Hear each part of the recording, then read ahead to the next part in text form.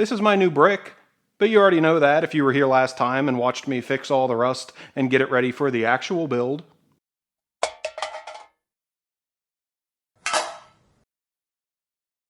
Now to begin the build, there are many fun things we'll get to, but I want to start with the suspension, specifically the wheels and tires. These are General Grabber ATXs in the 235/75/15 flavor, mounted on one of my favorite OEM wheels to ever exist.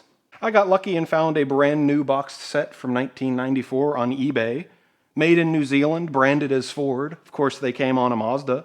A 91 to 94 Mazda Navajo to be exact, just a rebadged Explorer for the US market.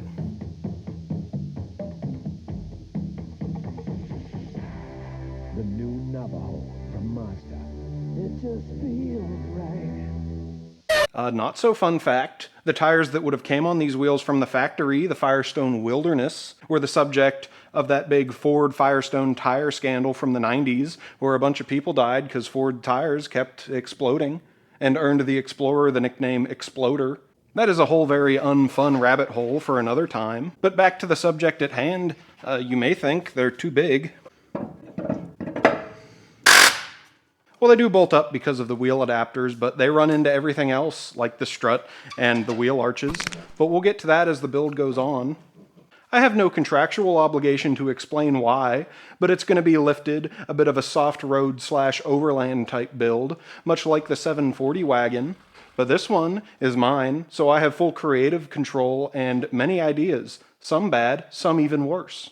And I guess there are practical reasons I could cite for lifting it, like all the other cars on the road being enormous these days, and the comfort of my old man spine. But I'm not going to bother with any of that. The only reason I'm going to cite is I want to, and that's the only reason I need. And as you saw in the front, I can at least set the wheel on the car to eyeball it, but not so much here in the rear. Now, of course, the suspension is not yet modified, but with it sitting at full droop like this, I think that's roughly where my ride height is going to be. And as you will see, that doesn't work at all. Now, I'm hardly the first person to lift a 240. The usual approach is just to cut a chunk out right here, but I really don't like that. Another approach is to use some plastic arch extensions to just cover that up, and that's a little better, but I still don't like it. I want to keep this arch line nice and uninterrupted and make it look almost like it could be factory. So instead of a nice minimally invasive procedure down here, I'm going to cut this whole chunk out and kind of just scooch it forward like this and then this and then this. And that should keep this arch line parallel with the shut line of the door and make it look nice and tidy, I hope. Now, full disclosure, I do not have the bodyworking skills to do this. I have a very hard time welding sheet metal without warping it all to hell, so I'm going to do some learning today as well. Now finally, and less of an issue on the other side because of the rocker I replaced and some previous crash damage down there, no matter what I do, I'm still going to be cutting into some fairly clean original sheet metal, which really hurts my soul. But I'm going to try something new. I think I have thought of a technique that will at least keep me from getting cyberbullied too much over it.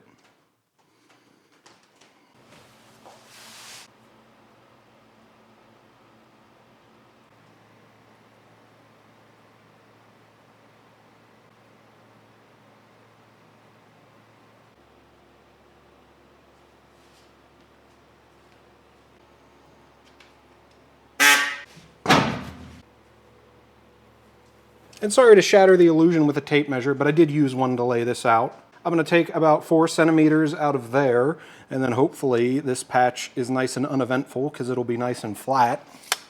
But here goes something.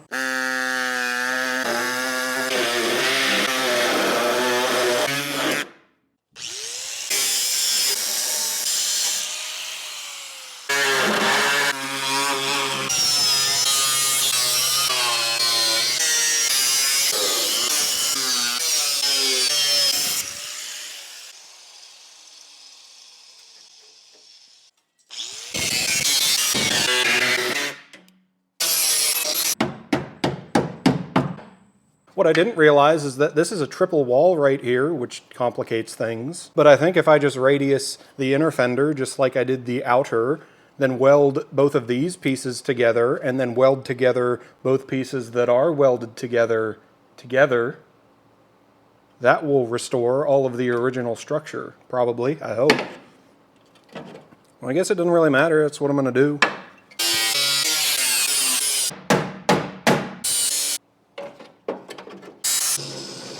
Now to gloss over several hours of test fitting and poking and prodding and shaving off a micron here and there, it is finally close enough. I think I can tack it in. Now to just weld up this double wall in here, and it's ready to go in.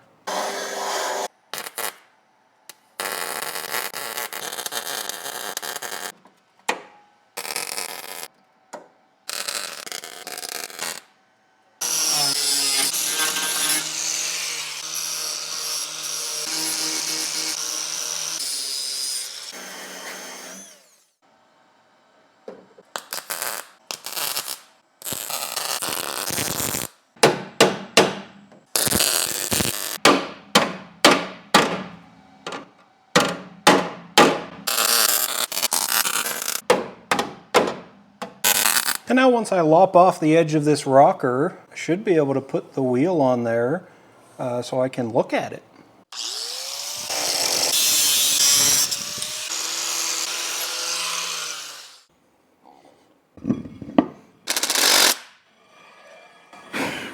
And now that is plenty of clearance in the front, but of course the rear is an issue now. That is a problem for later though. These adapters have quite a lot more offset than I think will be in the final iteration. And with that good enough for now, I could finish up by welding in these masterfully crafted filler pieces. And then I get to do the other side, hopefully, having learned something.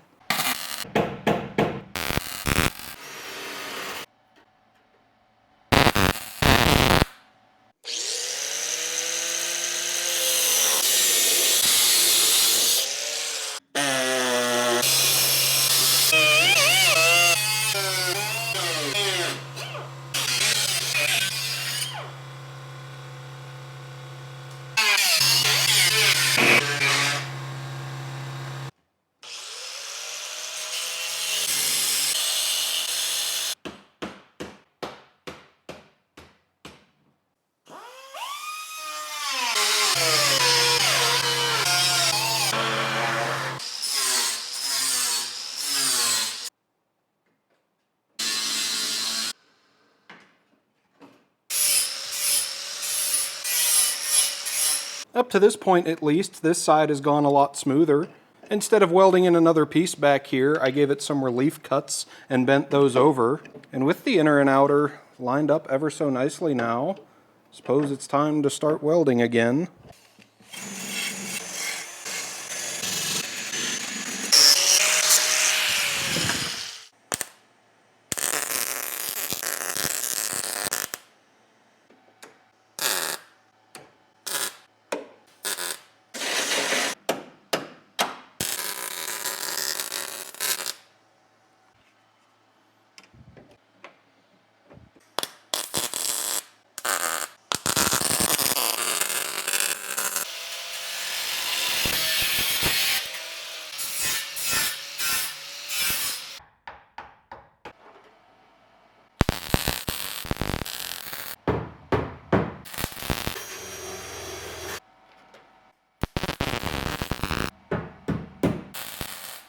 And with that, we can finally throw the wheels back on and start thinking about, oh my God.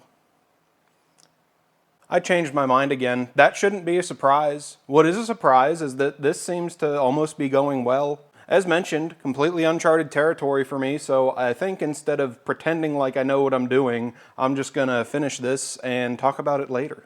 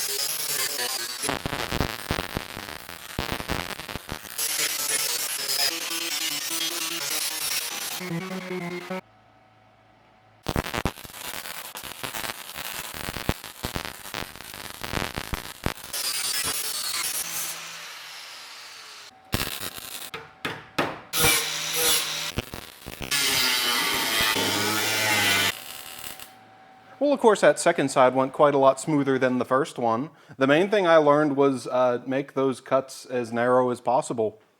Either way, on both sides, I did quite a lot of warping up in here.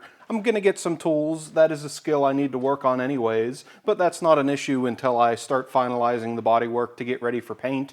In the meantime, I have achieved my goals. I think overall I'm going to say better than expected, but still worse than hoped. But the arch is going to look like it could have been factory. I'm going to retain all of my delicious meaty poke that I have with this offset and these adapters. And of course the minor detail that there is room for the tire and it can go up and down without crashing into the body. As far as what I actually did, I don't think I can explain it better than you already saw by watching it. I just made that shape, put some clearances in the inner fender, and kind of just bashed it out till it fit. But the rust going forward is a completely separate issue. Of course, a lot of welding has taken place, so there is a lot of bare metal along the inside of that. There are many different elixirs and sprays you can coat the insides with, and that will happen later. But the main thing I did to keep the corrosions out going forward, along the inside of the arch here where you'd normally have the open edge of a pinch weld, I just welded shut altogether. So throughout the arch and the fender there are no open edges that will need sealant. It is all done with metal.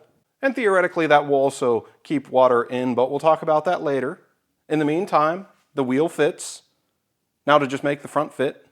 Now normally at this point, before you lift it on a 240, you can't even bolt these big tires on. I just happen to have so much offset that that tire just about clears the lower spring perch, but I can at least bolt it on there to visualize. Speaking of which, you probably haven't noticed that from the factory, just like the rear, the wheel is offset slightly forward in the radius of the arch. And back here, there is plenty of clearance, not so much up at the front. So to keep in the tradition of doing way too much, I'm kind of going to do the same thing as the rear. Slice it right about there and just move the front end of the arch forward. Much less invasively this time, of course. I think I'll put my line roughly there, parallel with this contour line, and then take the actual meat out somewhere up here. We'll talk about bumpers, that won't be the issue.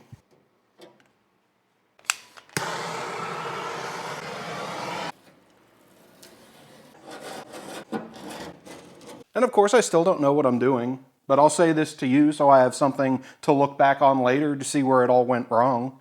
I drew some lines. I think I'll cut the 4.5 centimeters out of right here, get rid of that little bumper mount thingy, and make my seam right under the contour line. Now the contour line isn't quite level with the axis along which I will slide this piece, which is why I did not put the seam right along the contour line, because then that would be a little skinnier. Also something, that ridge, heat and warping and whatever, I don't know. Again, I'm just going to cut it and see how it goes.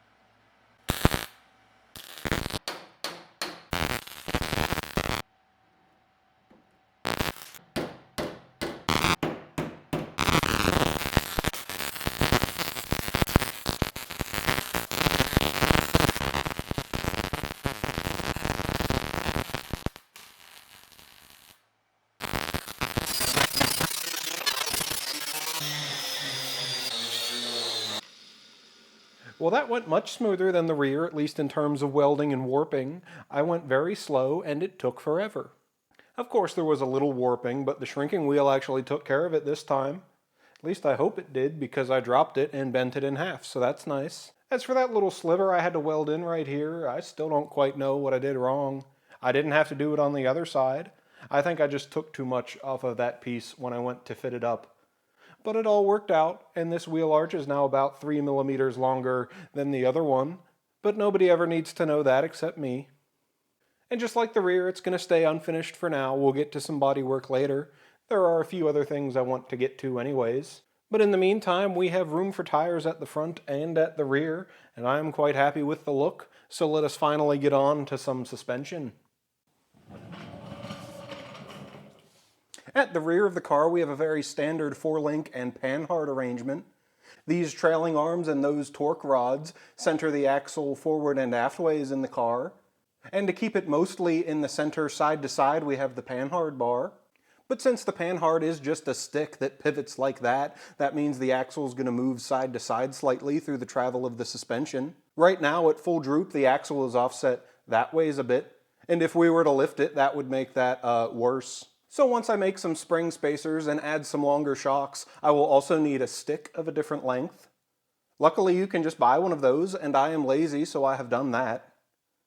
Now, there may be issues down the line with the torque of the axle and the pinion angle, but we will burn that bridge when we come to it. At least here up front, it is much more difficult. Now, we already know those tires crash into the lower spring perch on the strut. That will be corrected when I cut and longen the strut tube. But since this is McPherson strut suspension, just making the strut longer is also going to frick the camber all to heck. And that's going to make it drive like all sorts of ass, because tires being like this is no good. I'm not quite sure how I'll deal with that yet. I'll probably just extend the control arms to make it happy again. But then that will give me more track width, which I very much do not need. So there will be some figuring out in the future. But before I do any of that, I need to take it apart. Now, if you were here last time, or if you've done this before, you know it's probably not going to be fun. Let's get into it.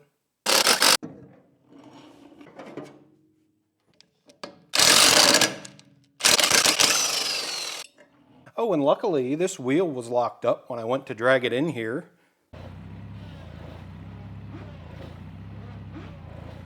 That's why there are no brake pads.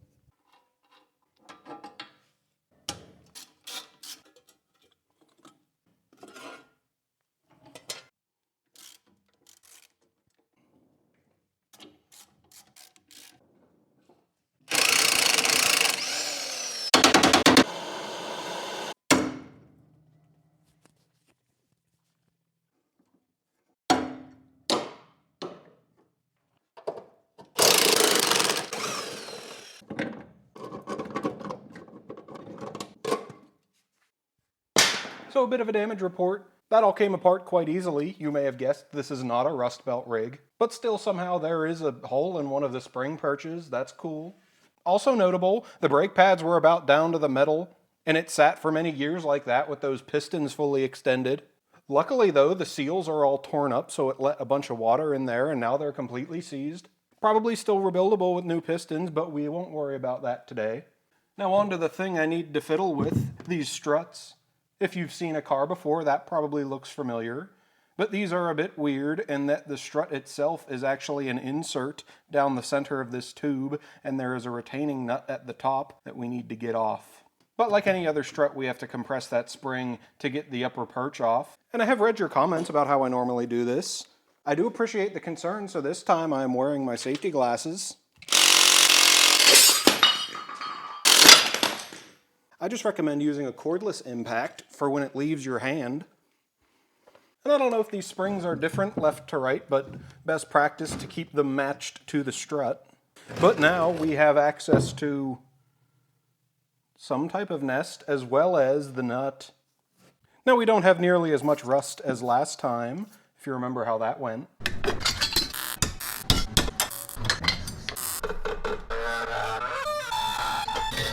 But we'll still give them a nice bath in some penetrant before I even bother.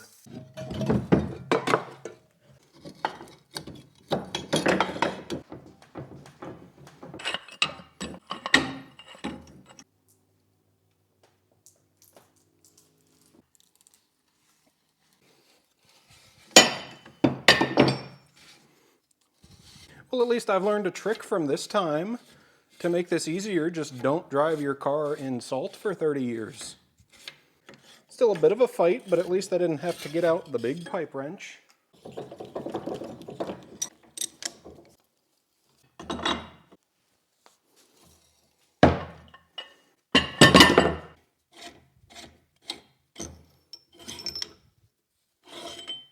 Well, looking at that rust hole, I don't really know what I want to do yet, so I'll just start cleaning them up and hope I think of something. There's also that popcorn weld on the brake line bracket that I don't like.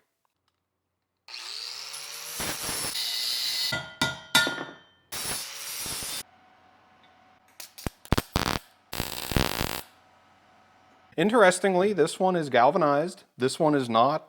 Probably had something to do with that. So finally, back to the lift. I need to make that longer. The accepted method is to just cut it right there and weld some more tube in.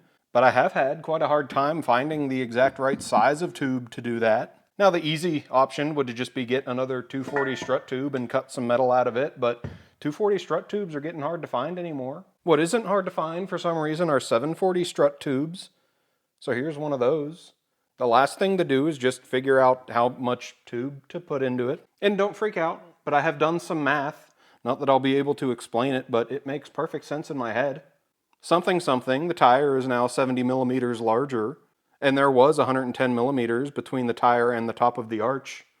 So half of that 70 is 35, so we'll lose 35 right there, but we'll get it back with whatever I add to the strut tube. I also measured the stroke of the strut for some reason. I don't think that really matters. What I landed on is 55 millimeters. Here are those tubes. You'll like my very elaborate machine tool setup for this job.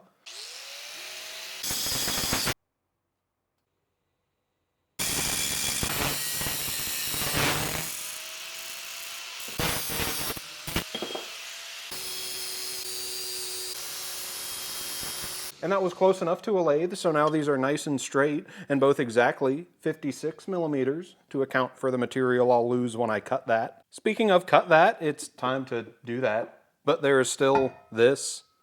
I did actually find a 240 strut tube I could use. I did use that strut to mock up the wheel and tire and make measurements and pretend to understand them. But I don't think I'm going to use it because it is for an ABS car and that has the sensor down here and it would bother me. But what I did learn from the guy I bought it from is that you can buy just that piece. So I bought that, it's just not here yet. In the meantime, I'm just going to carry on with longening these. Well, unfortunately, I've learned something again.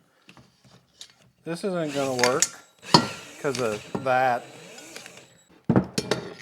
So I will need something even less elegant.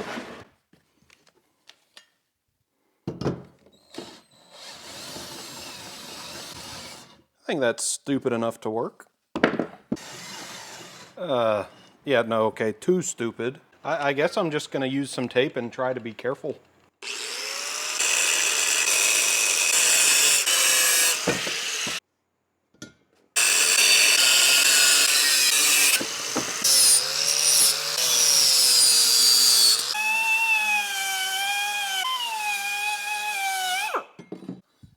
I'm going to call that straight enough. Of course, it's not super critical. What is super critical is that it's perfectly straight when it goes back together.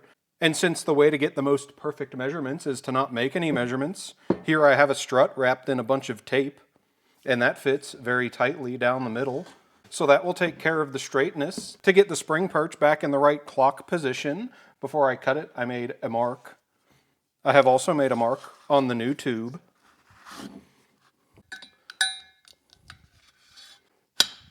And that ought to be plenty close enough. And just to confirm, I did make a measurement before I took it apart. This was 247. It should now be 302. And it's 302. Oh, I drilled a hole in the strut so it doesn't explode. That's worth mentioning.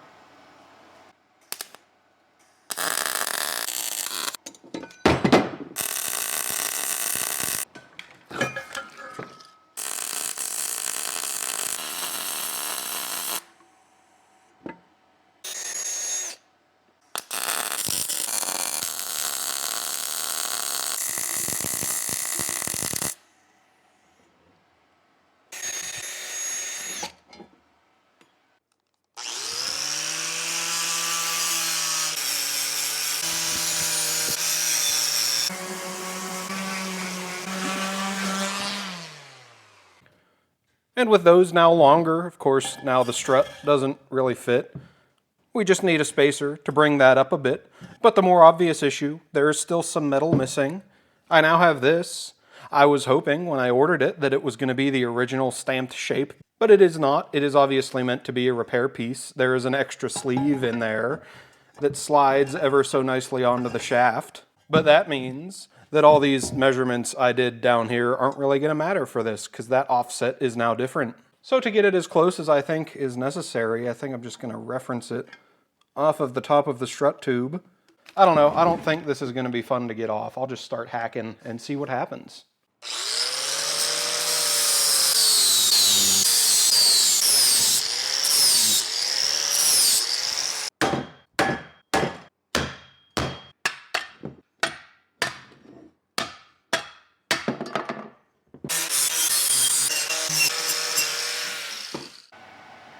Well, it is now as close as humanly, well, chinchilla-ly possible to square and where it needs to be.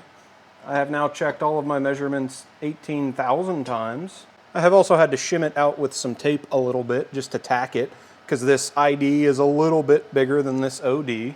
And as far as the clock angle like this, there are some holes that are just straight with the spindle down there. So I think that's as far as I can procrastinate.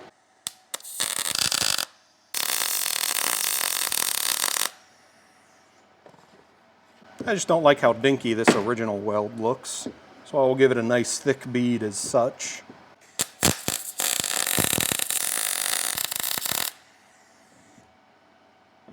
At least I remembered to leave the drain hole open. Very intelligent. And at long last, we finally have two intact, serviceable, lengthened 240 strut tubes. So on to the struts themselves. As mentioned, that's not going to work anymore. I need to make a spacer for the bottom here. Luckily, to save some time, I have already done that. Here I have one of the pieces that sits down at the bottom that the strut sits on. It has a gentle flare, so I have added a gentle chamfer right here, so that can sit nice and snug and keep it self-centered. On the other end, there is a similar flare to interface with the strut for the same reasons, but there is also a mysterious hexagonal shape. To confirm your suspicions, this is also the reason they both say 32 on them. In shopping for some material, I realized I just needed a cylinder of ideally forged steel that will fit down in there.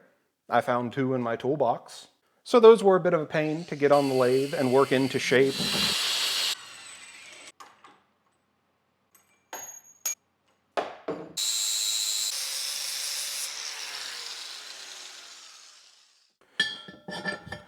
But with that installed, the strut is ready to be a strut.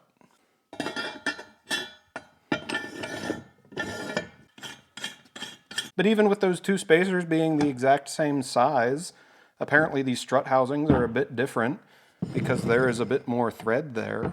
I'm just going to pretend that doesn't bother me. But a brief sidebar to complain about these retaining nuts. I don't know if this is OEM versus aftermarket, but there are two different flavors of these. They were mismatched on this car. Here's the one I had experience with, where the threads and the nut are two separate pieces spot welded together, whereas these nice friendly ones that I now like so much are one solid piece. And I know I said I'm leaving everything ugly for now, and that's mostly true, but I do need to assemble the struts to put the car back on the ground, and I really only want to do that once if it can be helped. So these springs and seats need the same treatment before I do that.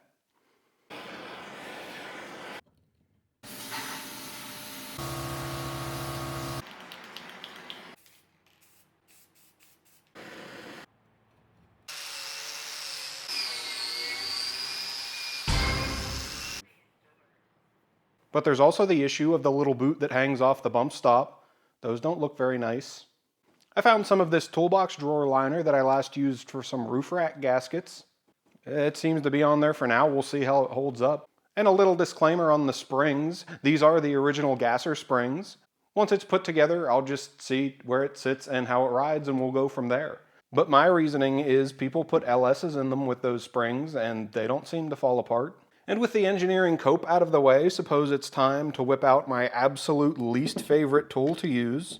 I do wish there was a more violent and irresponsible way to put them back together, but I am stuck with this. I don't think it's practical to paint the spacers, so it'll just have a shower. Then a new KYB strut, very fancy. So again, using the original nut, I'm going to do a bit of an experiment.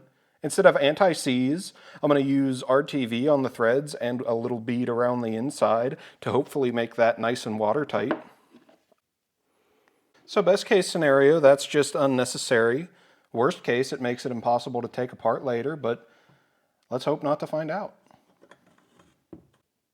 And I'll stand it up while I snug that down just to make sure the strut and the spacer are seated into each other.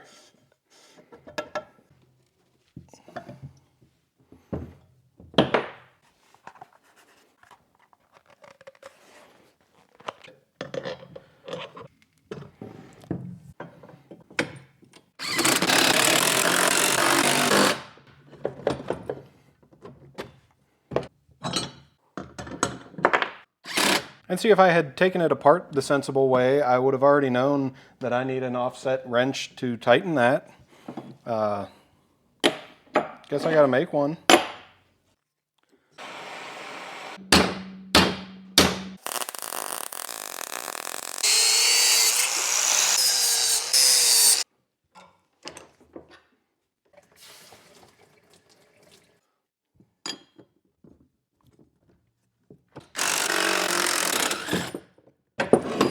And the spring even landed where it's supposed to be. Nice. Just one more side to do.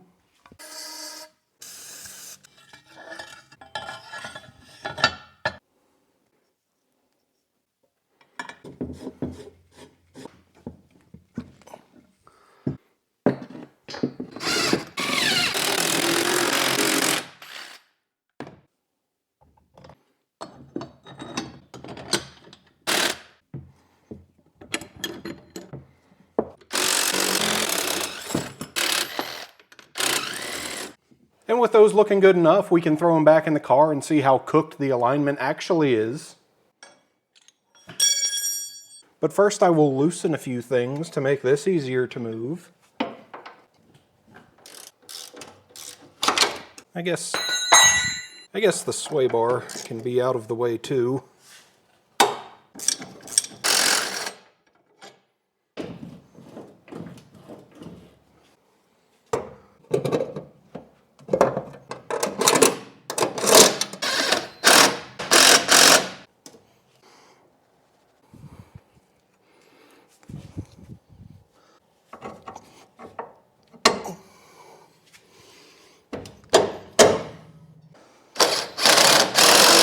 Well, hopefully the new tie rods just have a tiny bit more flex. Still a problem for later.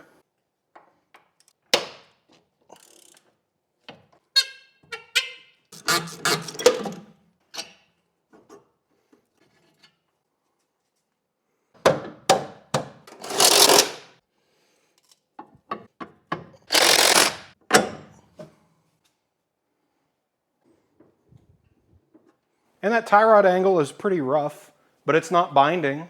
What is binding is the bottom of the strut against the ball joint studs. Both of those issues will be fixed with the control arms, but to figure that out, I'll need it back on the ground, so we'll put the hubs back on just with the old bearings in there.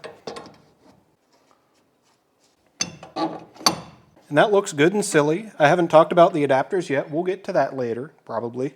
And I can already tell that's a whole lot of positive camber, which is no good. But to figure out how I want to fix it, I want to see the whole thing on the ground first. So let's take a break from the front end and go lift the rear. And just like the front, I will leave it nice and ugly while I work on the lift. Then once I'm happy with that, I will take it all apart and make it new again.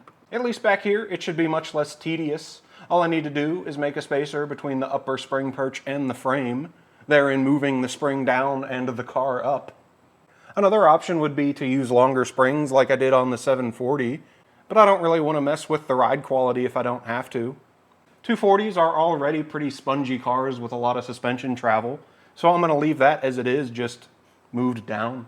So to begin, I just need to get those springs out to do some micrometer measurements up there. Since there's no down stops or limiting straps or anything, I think the axle's kind of just hung off the shocks at the moment.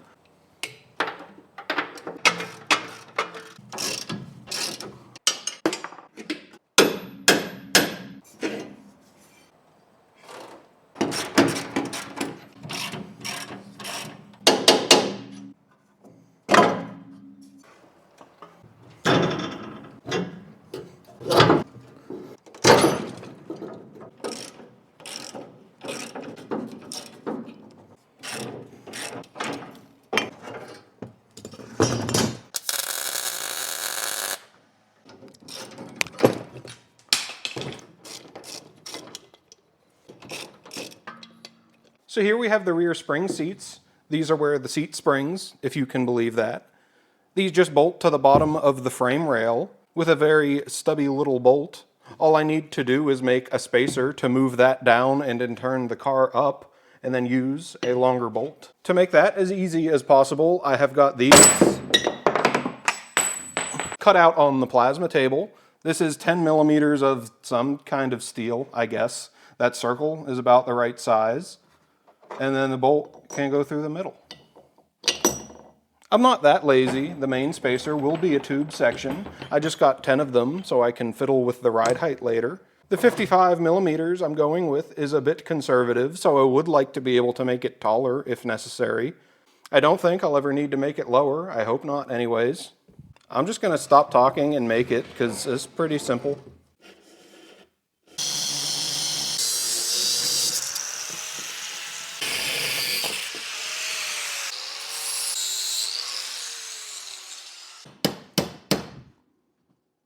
Oh, this is exceptionally stupid.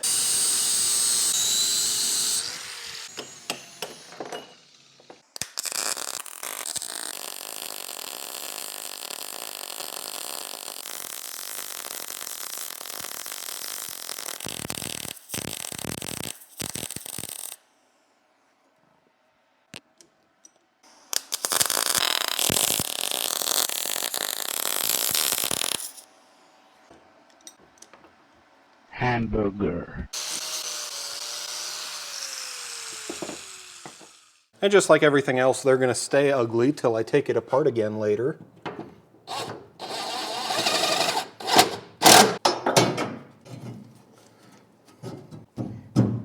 Well, I didn't think I'd be able to do that. And of course I had to get ahead of myself a little bit with these spring keepers. I just welded that stud in and gave them a blast and a paint.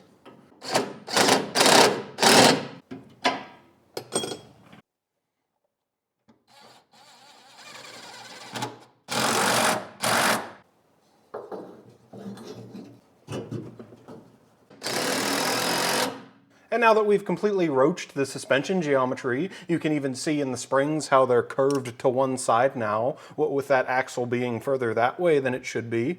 We can move along to the panhard bar. I have this unit from IPD that can be shorter or it can be longer. I imagine this is less of an issue if you lower the car because that's closer to the center line of that pivot. I just gotta put that on, I guess. And if I can get this off, I imagine the axle will scoot that way a bit. I could, and it did.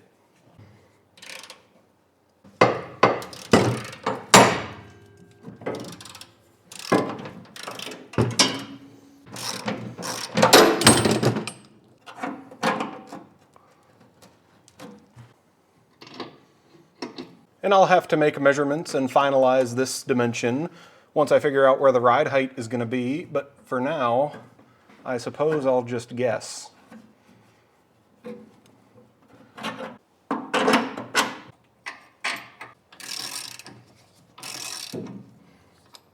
And that takes care of the lefty-righty stuff and half of the upsy-downsy parts, until I figure out the pinion angle's no good, but that's a problem for later.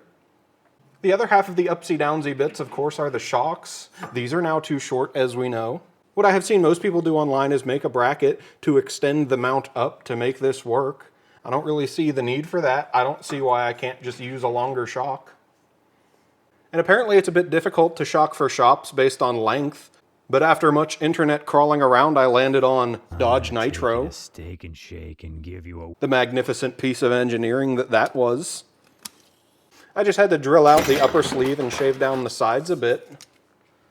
So now it fits up top. I have not sorted out if it will fit down below yet.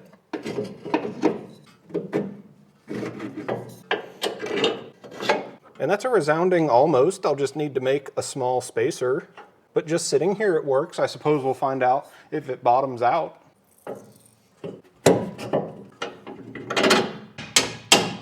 Now if you're doing this permanently, you should probably tighten some bolts, but again, this is temporary.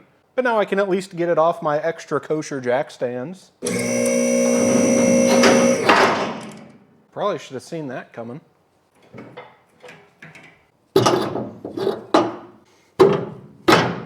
Well, obviously I need to think of some kind of limiting device or a spring holder in her, but there are other things to figure out first. So for now, they will be vice grips.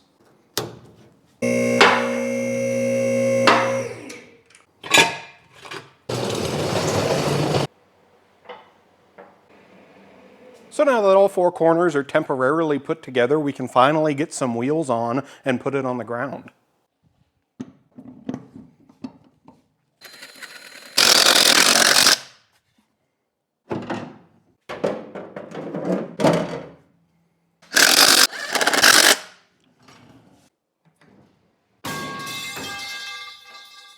Well, it's nice to see it back on the ground, but not all that useful. It's still sitting at full rebound in the front and not too far off in the rear. But I can confirm all of the things I already knew, that being the front alignment being absolutely cooked. I feel like I don't need to explain it too much. You can see with your eyeballs that the wheels aren't straight, and they will need to be straight. I'll start by fixing the camber. I considered a few different ways of doing this, like just stretching the original shape of the control arm. There's also a piece you can get to use a 700 series ball joint that does basically the same thing. But I had already bought new 240 ball joints, and I don't really want to weld on the control arms. Those are designed to fold in a very specific way in an accident, so you don't bend the whole car. So what I landed on are these plates that I got cut out on the plasma table from some 12mm thick mild steel. And after tapping the holes to some M12 by 1.5 threads, there is definitely nothing wrong with them that will make me need to redo them all together before they're permanent. These will go between the ball joint and the control arm and just scooch it out a little bit. You'll notice there are 3 different flavors. I made a 20, a 25, and a 30mm version. Since I don't know where it's going to sit once it's done, I'll just choose that later.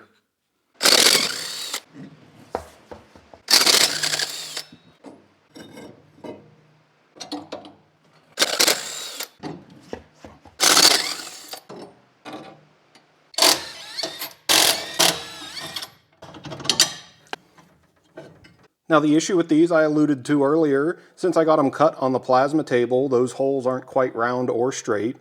And it was only later I realized when I tapped the holes, there just isn't enough material left.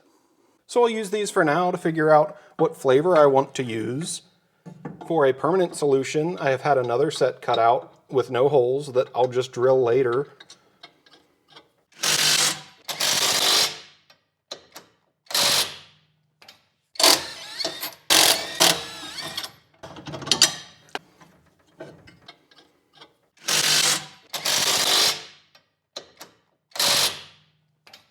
Well, I already knew the tie rods were too short. That just made it worse to a comical degree. But it did fix the camber, at least as far as the ichrometer can measure.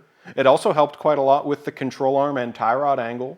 The tie rods are no longer pinched at the absolute maximum of their travel. And I think that's plenty good enough a place to leave the camber for now. Again, we'll figure that out later. In the meantime, I can move on to the steering. But first, one thing that the plate made quite a lot worse is the poke. Of course, I already have wheel adapters on it. I could do skinnier wheel adapters to help with that, but instead I think I'll just do no wheel adapters. So for the unaware, Volvo 240s have a 5x108 lug pattern, which is kinda weird, but that was the point. Why would you need to modify Volvo's perfect design? And since the wheels I wanted are Mazda, not actually, they're Ford, they are 5x114.3 or 5x4.5 inches. So to get my offset back, I have paid someone with a fancy machine to re-drill them to 5x114.3. I'm confident enough to drill a hole, but to lay them out perfectly, not so much. And yes, don't worry, that is still plenty of meat, even though we now have 5 more lightening holes. Keep in mind that that's only under compression once you tighten that lug. Then that effectively becomes one solid unit with the wheel, and the actual strength and centering comes from the center bore. Old bearings for now, this is still all temporary.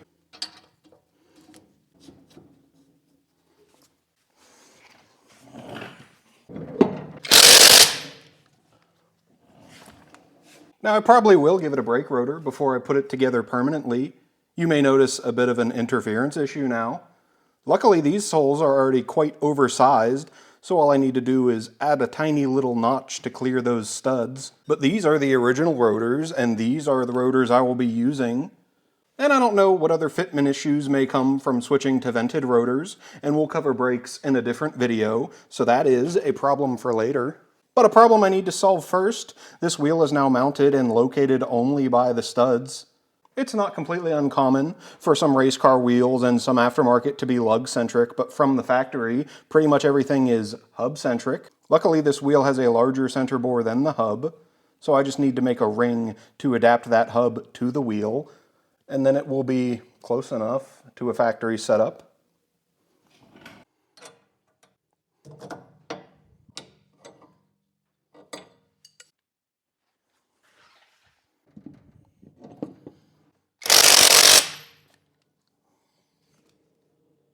And now that the front end alignment is completely and utterly chopped, we can start thinking about some steering. Of course, this and that are longer, so this just needs to be longer, and it'll probably be okay. One common solution is to use 740 inner tie rods, because they're a bit longer and they fit right in.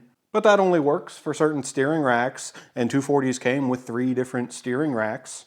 And I've known for quite a while that this one leaks quite horribly. So it would need rebuilt at the very least if I was going to use it, but given how long it's been sitting, I would more than likely find a bunch of corrosion and pitting on very important pieces in there.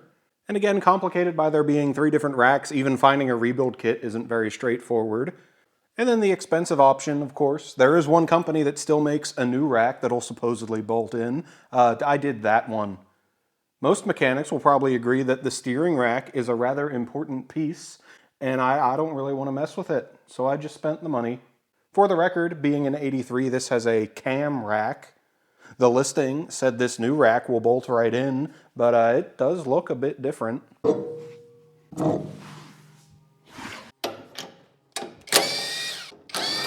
Just so you can see a little better, suppose the sway bar could be not here.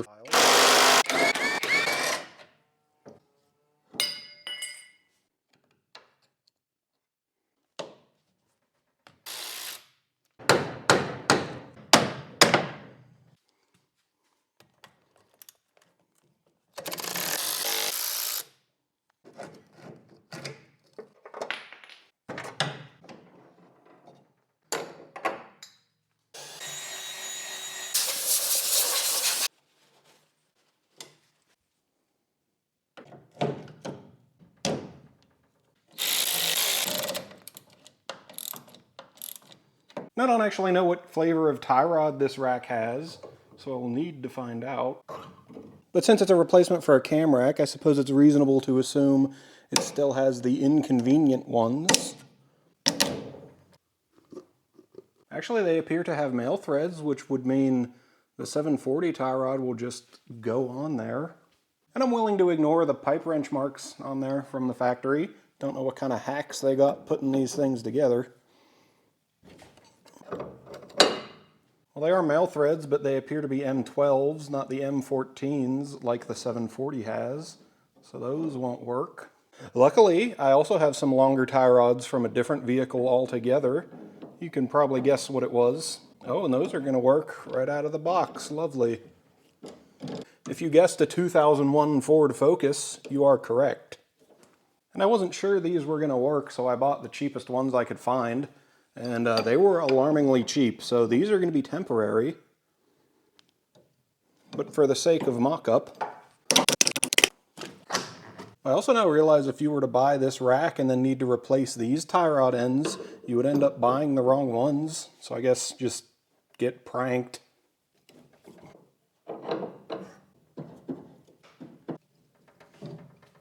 As you guessed, they are now too long, but that is a much simpler problem to deal with.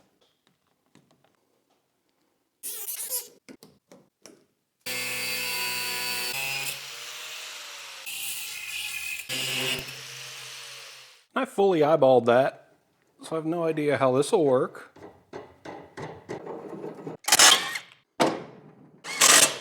Well, that's obviously not something I should have to do. Also, lug nut for now. That's not that big a deal. I can just compress the spring a bit if I need to. What's important is that these are no longer at the absolute limits of their travel, and we'll tune it later, but right now I want to see if my wheels are straight.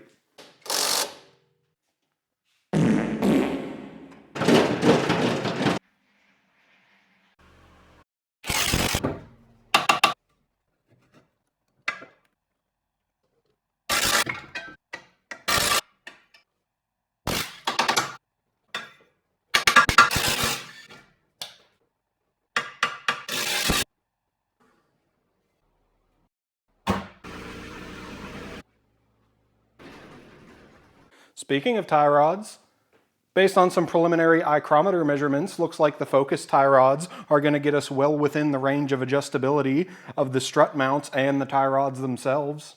Of course, I won't know till I get an engine in there and it can droop down a little bit. But if those tie rods do end up being too long, I can always go to my longer camber spacer. That would correct it. And same story with the fitment. I may choose to go to that longer spacer if I want the extra poke, but of course, we'll get to it. Right now, all I need to do to finish the lift is figure out the sway bar. Well, I guess I'll need a sway bar to evaluate the sway bar.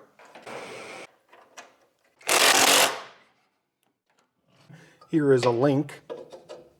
And since this is just a bushing sandwich, that angle can't be all that extreme before it starts to crush the bushings. So to get that back up there somewhere and to keep with the theme of the video, that just needs to be a bit longer.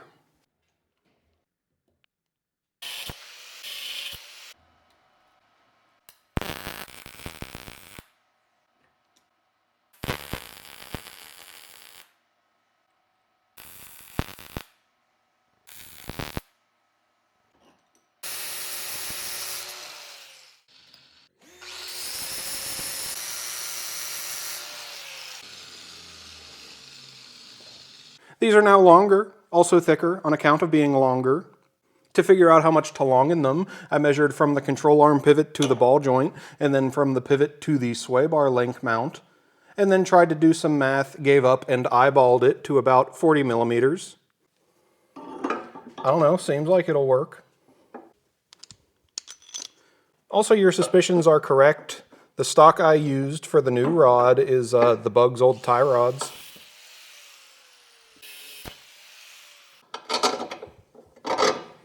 And I will leave them naked for now. The rest of this area obviously needs some beautification. We'll get to that.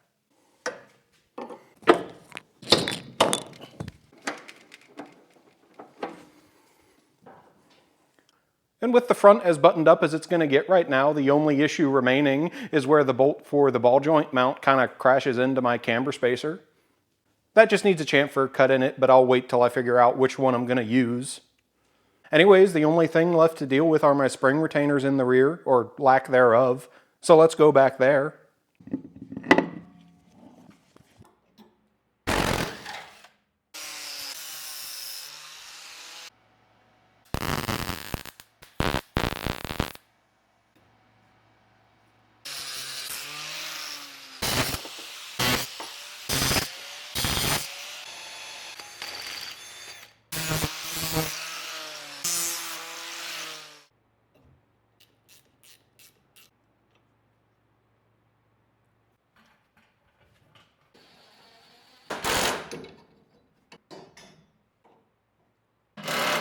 Well, I spent way too much time thinking about that. That's what I came up with. I hope you like it. Some other ideas included bolts and bushings that went into the side of the spring perch, but then that would crash in to this lower coil when it compressed.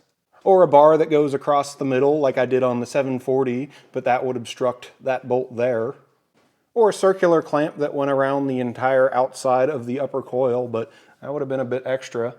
These little chunks of angle iron are elegant enough, I guess, and should give enough clearance for that lower coil. Anyways, that's it back here till I get some weight in the car and I can adjust the pan hard. But I think we're about done. And I guess this is the point in the video where I have to pretend I learned something, so I'll do that. That bodywork back there, I have been fiddling with it throughout the rest of the work in this video. The conclusion I have come to is that all those relief cuts and in turn welds were just a bad idea. I put way too much heat into the quarter panel and now it's more warped than I can deal with the skills and tools I have. The right way to do it would have been with some actual sheet metal forming tools like an English wheel or a power hammer. I don't have either of those. I may revisit it in the future, probably not. But for this project, it's just going to get a skim coat of filler. It'll be fine. But that is hardly the only thing I am leaving unfinished for this video. There is still a whole lot of disassembly and cleaning and prettying up and parts changing and reassembly to do. And then some alignment and whatever, maybe get the wheels pointed in the same direction. We'll get to that. But for now, the wagon is tall. It has chunky tires, so I have done what I said in the title of the video. So if you're still here, I do appreciate you watching. I do hope you found it informative or entertaining. If you really like my face and my voice, you can head over to Patreon and see some random sporadic behind the beans content. Thank you to my current Patreon supporters. I do love you.